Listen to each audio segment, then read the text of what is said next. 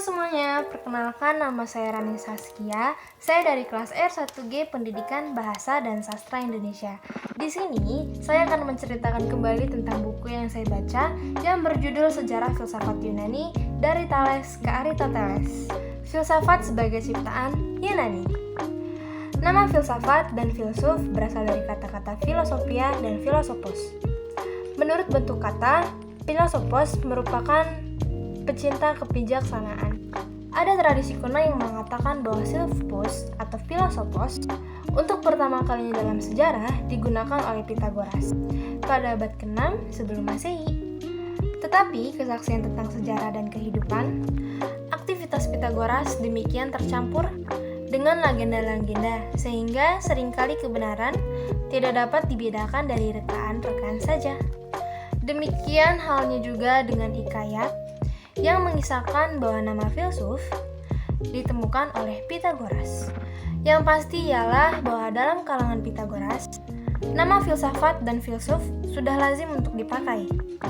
Dalam dialog Plato yang berjudul Dialogos, misalnya kita membaca nama orang dengan katanya sendiri, diganti dengan nama yang bijaksana terlalu luhur untuk memanggil seorang manusia, dan lebih cocok untuk seorang dewa. Lebih baik dipanggil filosopos yang artinya pecinta kebijaksanaan. Nama ini lebih berpatutan dengan makhluk insani. Apa saja peristiwa ajaibnya? Bukan saja nama filsafat berasal dari Yunani, melainkan juga dengan isi konsep yang ditunjukkan dengan nama ini merupakan suatu penemuan Yunani yang khas. Pada abad ke-6 sebelum Masehi, telah terjadi apa yang sudah dinamakan sebagai peristiwa yang sangat ajaib. The Greek Miracle. Timbulnya filsafat di tempat itu, dan pada saat itu memang dapat disebut suatu peristiwa ajaib karena tidak mungkin memberi alasan-alasan yang akan menerangkan kejadian itu secara memuaskan. Pertama-tama, bangsa Yunani, seperti juga pada bangsa-bangsa sekitarnya, terdapat suatu mitologi yang kaya dan luas. Mitologi itu bisa dianggap sebagai perintis yang mendahului filsafat.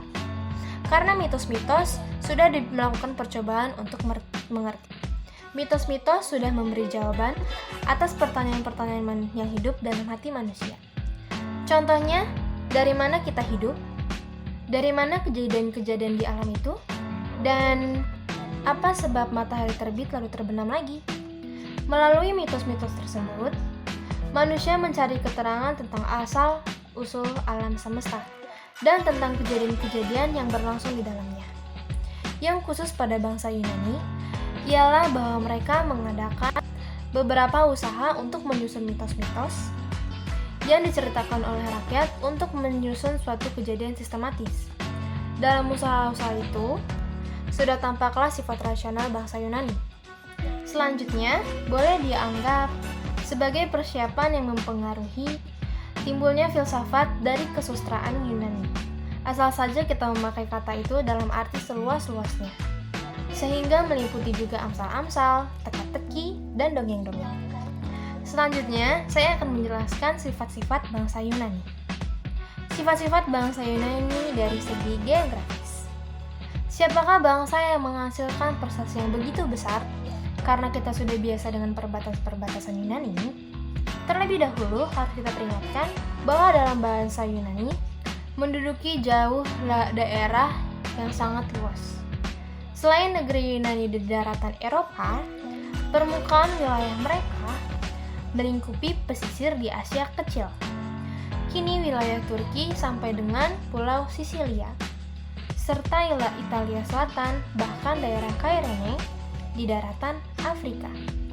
Luasnya wilayah itu telah dihasilkan karena orang Yunani dari tanah airnya di daratan Eropa berpindah ke tanah asing. Perpindahan itu disebabkan mula-mula oleh penyerbuan-penyerbuan suku Doria ke dalam daratan Yunani.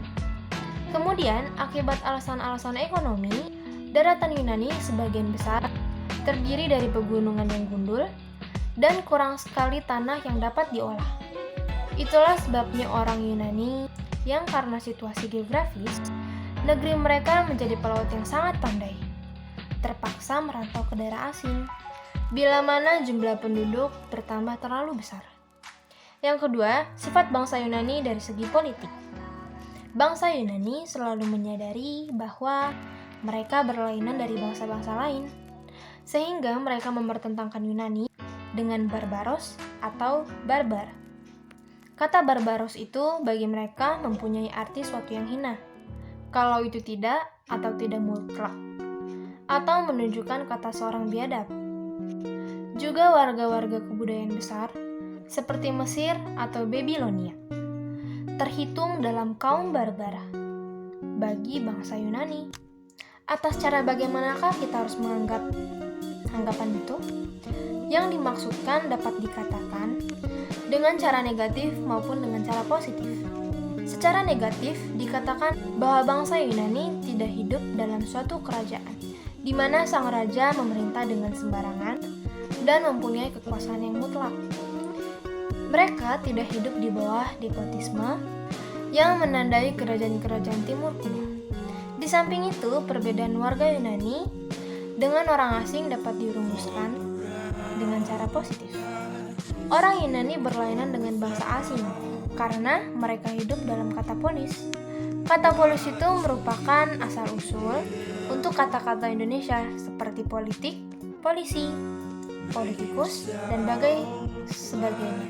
Polis timbul sebagai suatu bentuk kemasyarakatan baru antara abad ke-8 dan abad ke-7 sebelum Masehi, dan cepat sekali berkembang, sehingga tidak lama lagi negeri Yunani terdiri dari ratusan negara dan kota.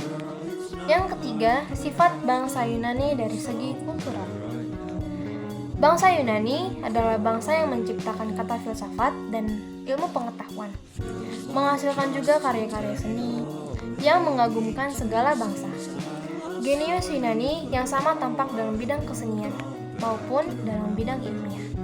Juga dalam karya-karya seni yang dihasilkan oleh bangsa Yunani, terdapat suatu sifat yang tidak bisa dinamai lebih cepat daripada suatu rasionalitas yang luar biasa.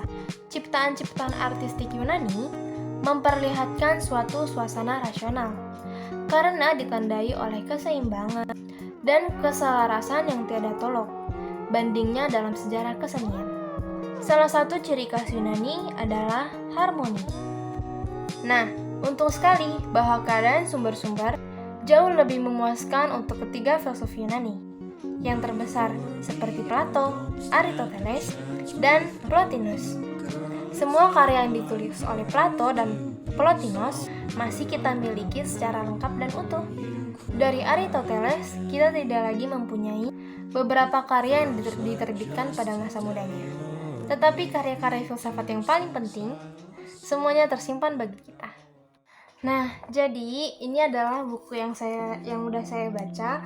Judul bukunya Sejarah Filsafat Yunani, Profesor Dr. Ken Bertens. Penerbitnya yaitu penerbit Canisius.